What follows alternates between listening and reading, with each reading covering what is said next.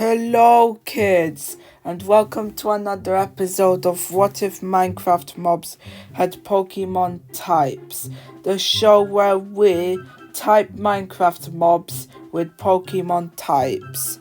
Today's episode has less segments than normal. This is because we're nearing the end of the mob list. When the episode after this one airs, there'll be no more episodes until a decent amount of Minecraft mobs get released. This doesn't mean the show is cancelled, it just means that it is, you can't do it anymore. It's because, there's no more mobs to do. So anyways, moving on to the What Are Pokemon Types segment.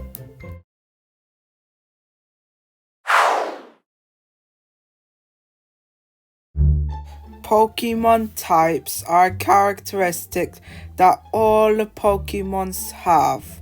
Yup, not even one Pokemon doesn't have types.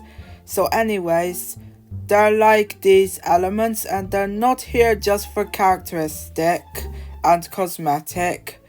They're actually here because they're a battle mechanic that determines how the battle will play out through strengths and weaknesses. For example, you're a fire-type Pokemon and you're fighting a water-type Pokemon. You'll have a high chance of losing, but if you're fighting a grass-type Pokemon, then you'll win. Like I've said in previous episodes, I won't go into depth with the strengths and weaknesses because that's not what the video is about. So anyways, moving on to the main thing about the video.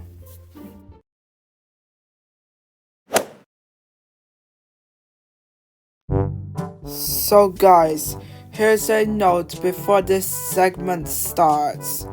Well, not literally because it started.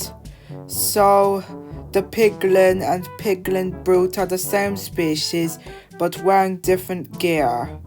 So anyways, we've got the Hoglin, the Piglin, and the Piglin Brute. And they're all going to be like normal fighting types. Normal because, they're pigs and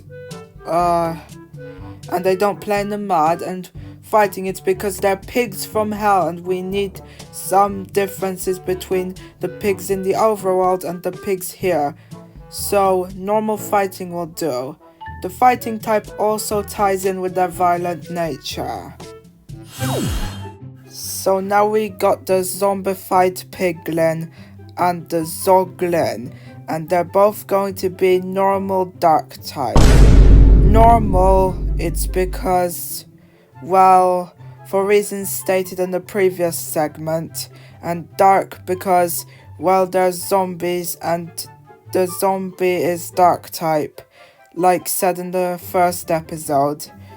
So yeah, let's move on to the next segment. So we got a Strider, and they're going to be fire type.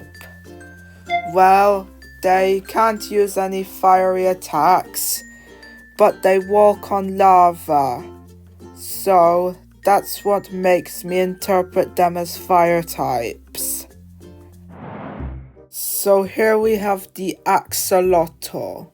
They swim in the water, so they're obviously gonna be water type.